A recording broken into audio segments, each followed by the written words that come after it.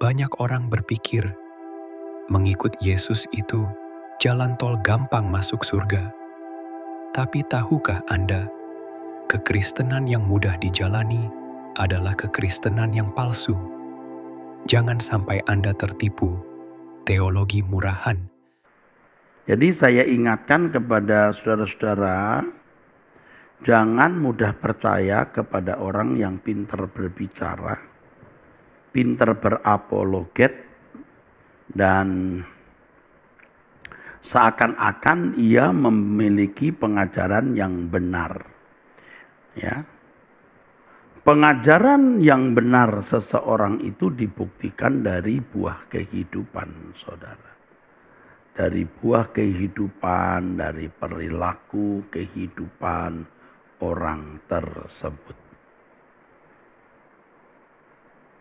Nah, saya kira saudara-saudara yang ada di lingkungan yang hidup di lingkungan orang-orang yang mengaku apologet, yang banyak bicara di media sosial, pasti tahu kualitas dari orang-orang tersebut. Ya. Pasti tahu. Nah, kita tidak perlu membongkar kesalahan orang, dan memang itu tidak patut ya, tidak arif.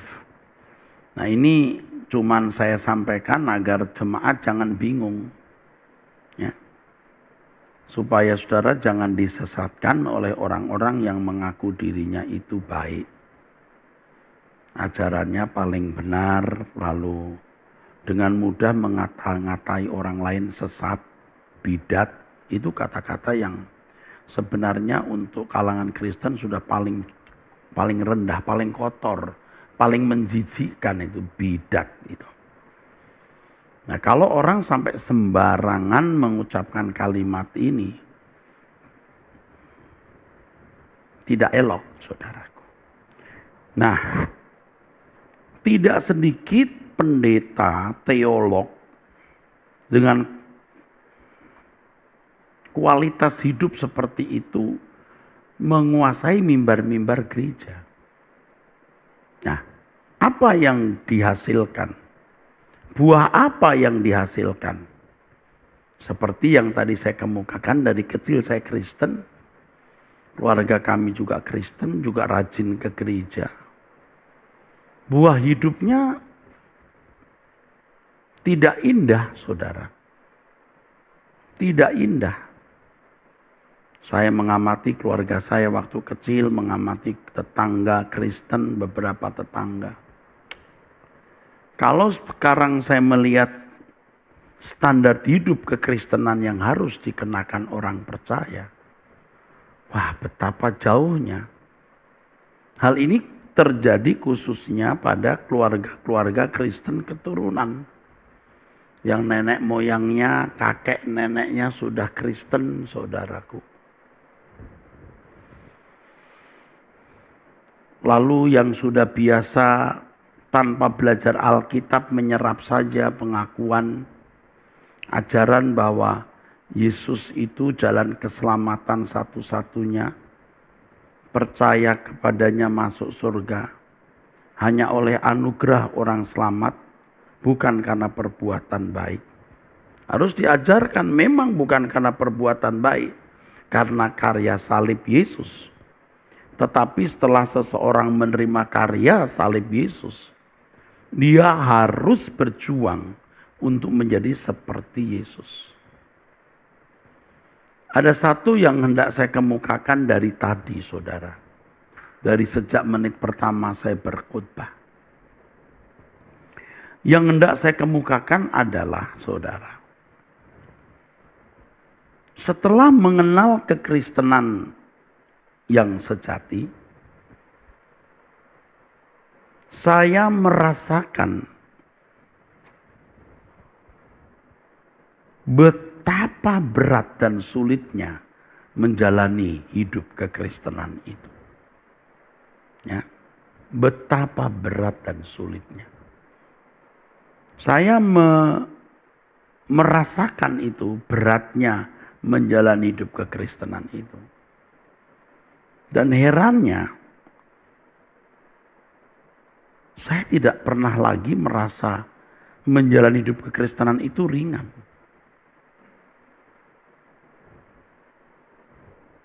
Mestinya kan tambah hari tambah ringan. Rupanya tidak. Tetap merasakan beratnya itu. Hanya, ini indahnya, sukacita kita bertambah. Beratnya hidup kekristenan terasa, ya, sangat terasa. Tetapi sukacita kita bertambah. Pengharapan langit baru, bumi baru bertambah. Dan itu cukup menopang kita. Sehingga kita dengan rela tetap menjalani hidup kekristenan tersebut, saudaraku. Berat, saudara, berat. Ya. Sebab ketika kita menjalani hidup kekristenan ini, yang pertama kan kita harus memiliki karakter anak Allah. Kalau A kecil itu berarti kita ya. Kalau A besar itu Yesus. Kita harus memiliki karakter anak Allah. Di mana dalam segala hal yang kita lakukan, dari hal-hal kecil setiap hari, itu tidak melukai hati Allah. Tidak menyakiti hati Bapa. Ya. Nanti asik ya, walaupun tidak ringan, itu asik. Yang kedua, kita harus memikul salib.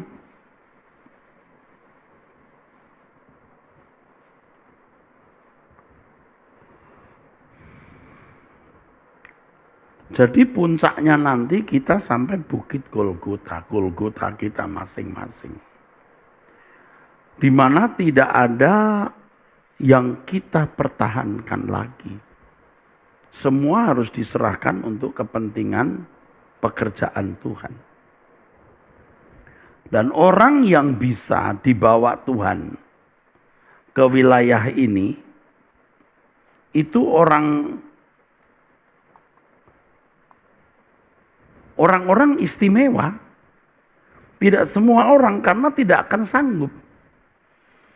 Tuhan akan melatih kita dari hal-hal kecil setiap hari, hal-hal sederhana, sampai hal-hal besar yang pada intinya segala sesuatu yang kita lakukan itu tidak melukai hati Bapa. Membuat hati Bapa nyaman. Sampai kita menyerahkan apapun yang kita miliki untuk kepentingan pekerjaan Tuhan. Ya. Tuhan baru bisa mempercayakan kita proyek-proyeknya. Jadi Tuhan Yesus memiliki salib. Kita tidak akan pikul salibnya Tuhan Yesus, karena itu hanya Dia yang bisa memikulnya. Kita memiliki salib kita sendiri, saudara. Dan tidak boleh menghindari salib. Karena no crown without cross. Tidak ada mahkota tanpa salib. Harus ada penderitaan. Ya, seperti yang dikatakan di Roma 8 ayat 17 ya, saudara. Kalau kita anak-anak Allah, kita juga adalah ahli waris. Artinya orang-orang yang mewarisi janji-janji Allah bersama-sama dengan Yesus. Jadi Tuhan Yesus menantikan janji Bapaknya yang akan diberikan kepadanya. Yang akan menerimanya bersama-sama dengan kita. Yaitu kalau kita menderita bersama-sama dengan Dia. Jadi kita lewati dulu ya pergumulan hari-hari, persoalan hari-hari, ketaatan kita kepada Tuhan. Baru kita masuk pada kelas salib. Penderitaan yang kita alami, penderitaan yang kita pikul karena atau demi keselamatan orang lain. Saudara, ada orang-orang yang bekerja keras ya. Bekerja keras pada masa muda, lalu bercita-cita nanti kalau sudah usia 55 tahun berhenti, tidak bekerja lagi. Lalu apa? Ya, jalan-jalan, ya, sudah punya cucu, pensiun, ya, pensiun indah. Kerja keras tapi nanti di usia 55 tahun sudah tidak bekerja lagi, menikmati hidup. Hal ini ya bukan hanya menjadi keinginan atau cita-cita beberapa orang. Sudah banyak saya dengar orang berkata begitu.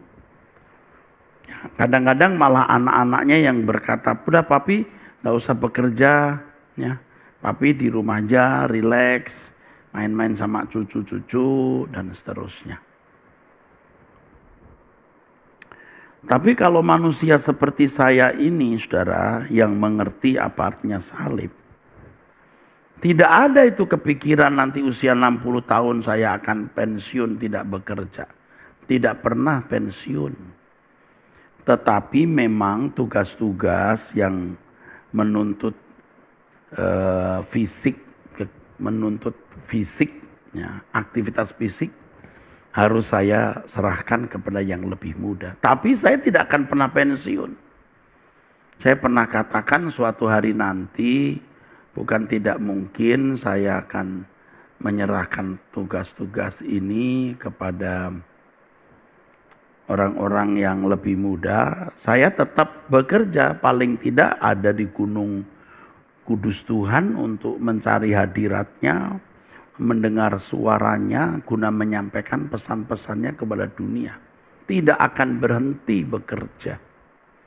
Fisik kita menjadi lemah, tugas-tugas yang menuntut kegiatan fisik kita kurangi atau bahkan kita tanggalkan, tetapi saudara tidak pernah berhenti bekerja.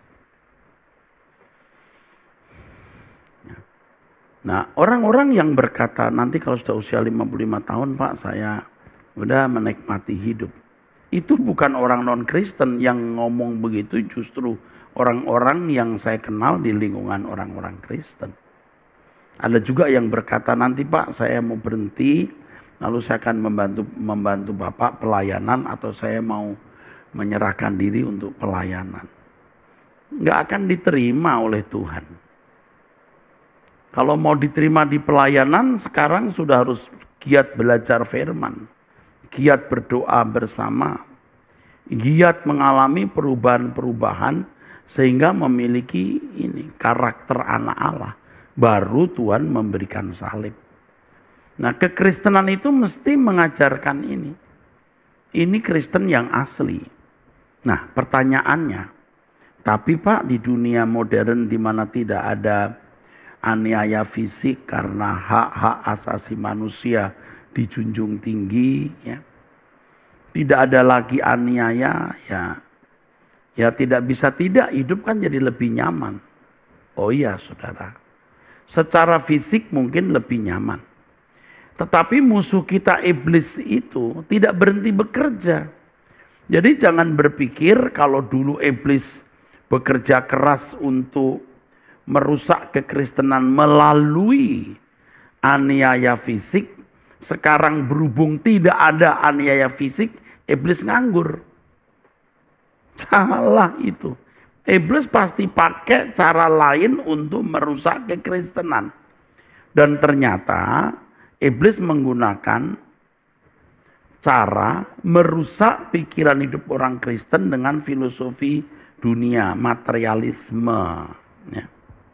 Ya, keduniawian, sekulerisme.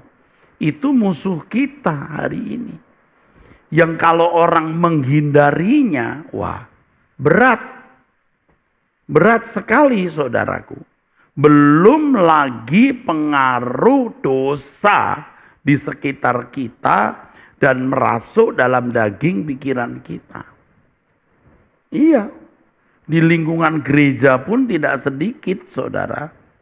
Ya, pertikaian orang-orang yang haus kedudukan kekuasaan dan kejatuhan hamba-hamba Tuhan seperti tadi saya singgung seorang apologet dunia yang katanya terbesar di abad ini, yang begitu cerdas berbicara, begitu cakap, dan memang, waduh saudara, itu dipuja oleh para teolog-teolog saudara. Ternyata mengguncangkan kita semua. Waduh, kelakuannya saudara, memalukan. Iya, buku-bukunya sekarang ditarik, rusak itu. Yayasan yang dia bangun rusak menggunakan namanya. Dan saya membayangkan betapa malunya istri, anak-anak, dan cucu-cucunya. Mengerikan. Dan inilah yang membuat kita